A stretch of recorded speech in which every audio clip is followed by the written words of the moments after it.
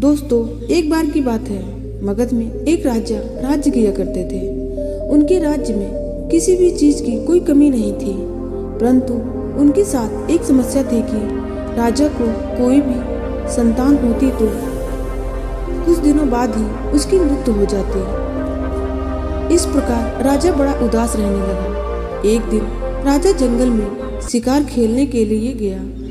राजा जब जंगल में था तो उसे एक औरत के चीखने की आवाज सुनाई दी। राजा अपने सैनिकों के साथ उस आवाज की ओर चल दिया। राजा जितना उस आवाज के पास जाता, वो आवाज उतनी ही दूर होती जाती। राजा परेशान हो गया। राजा थक कर एक पेड़ के नीचे बैठ गया।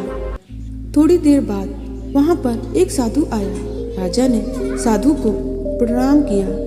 साधु ने राजा को साथ लेकर अपने आश्रम में आ गए। अब राजा ने साधु को उस आवाज के बारे में बताया। साधु राजा से कहने लगे, राजन, यह एक लंबी कहानी है। राजा साधु से विनती करने लगा कि महाराज, कृपा करके मुझे इस कहानी के बारे में बताएं। मुझे इसके बारे में जानने की बहुत इच्छा हो रही है। साधु बोले, सुनो राजन, यह उस समय की बात है जब तुम्हारे पिताजी राज्य किया करते थे। एक दिन काशी से एक साधु तुम्हारे राज्य में पधारे। तुम्हारे पिता ने उसकी खूब सेवा की। वो साधु नृत्य प्रति साधना किया करते थे। एक दिन वो साधु साधना में लीन थे। उन्हें किसी चीज की आवश्यकता पड़ी। उन्होंने तुम्हारे पिता को बुलाया, लेकिन तुम्हारे पिता रानी के साथ विलास में लीन थे। उन्होंने साधु की बात पर कोई ध्यान नहीं दिया। इससे साधु महाराज क्रोधित हो उठे।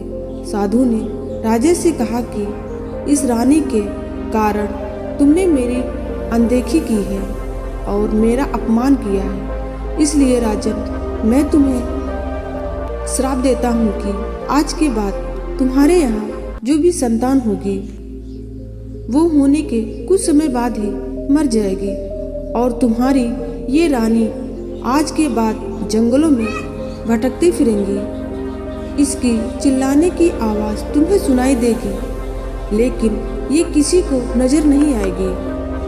राजन, उसी दिन से ये आवाज इस जंगल में सुनाई देती है, लेकिन दिखाई नहीं देती। तुम उस समय अपने नाना के यहाँ पर थे और पिता ने ये बात तुम्हें नहीं बताई। तुम्हें सिर्फ तुम्हारी माँ की मौत की खबर दी गई थी। ये जो आवाज है, ये तुम्हारी माँ की आवाज है। राजा साधु से बोला, महाराज, मुझे मेरी माँ की इस श्राप से मुक्ति का कोई उपाय बताओ।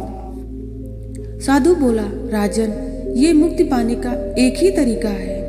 यहाँ से काफी दूर भयानक जंगल में वो साधु तपस्या करते हैं। अगर किसी तरह आप उनको खुश कर लो तो वो ही आपकी समस्या से छुटकारा दिला सकता है, लेकिन वो बहुत ही गुस्सैल स्वभाव के हैं। राजा बोला कि महाराज, आप चिंता ना करें, आप उनका पता बताओ। साधु बोला, राजन, यहाँ से 100 योजन दूर पश्चिम में एक जंगल है। उसके दूसरे किनारे पर एक नदी है। उसी के किनारे पर वो तपस्या करते हैं। राजा ने अपने मंत्री को राज्य का भार सौंपा और चल दिए उस साधु की तलाश में। कुछ दिन की कठिन यात्रा करके और उस जंगल में कुछ राक्षस रहते थे, उनको राजा ने मार दिया। उस नदी के किनारे उस साधु के आश्रम में पहुंच गया। राजा ने देखा कि साधु तपस्या में लीन था। राजा भी वहीं बैठकर साधु की सेवा करने लगा। कई दिनों के बाद साधु की तपस्या पूरी हुई। उसने आंखें खोली तो देखा कि सामने राजा जी बैठे हैं। साधु ने पूछा कि आप कौन हैं और यहाँ कैसे? राजा बोला कि महाराज, आप मुझे अपनी शरण में स्थान दे दो। मैं कई दिनों से आपकी सेवा में हूँ। साधु बोला, ठीक है, तुम आश्रम में रह सकते हो। राजा ने काफी समय साधु की सेवा की। साधु राजा की सेवा से काफी खुश हुआ। एक दिन साधु ने राजा से पूछा कि तुम राजपाट छोड़कर मेरे यहाँ क्यों आए हो? क्या कोई प्रयोजन है? राजा ने अपनी सारी बात साधु को बताई। साधु बोला, राजन, मैंने गुस्से में आकर तुम्हारे पिता को श्राप दे दिया था। बाद में मुझे भी दुख हुआ, परंतु मैं श्राप दे चुका था। अब मैं तुम्हारी माँ को श्राप मुक्त कर देता हूँ। साधु ने आंखें बंद की और अपनी माया से उस आवाज को बुलाया और उसे उसके असली रूप में प्रकट कर दिया और राजा को कहा कि आज के बाद आपकी कोई संतान मृत्यु को प्राप्त नहीं होगी।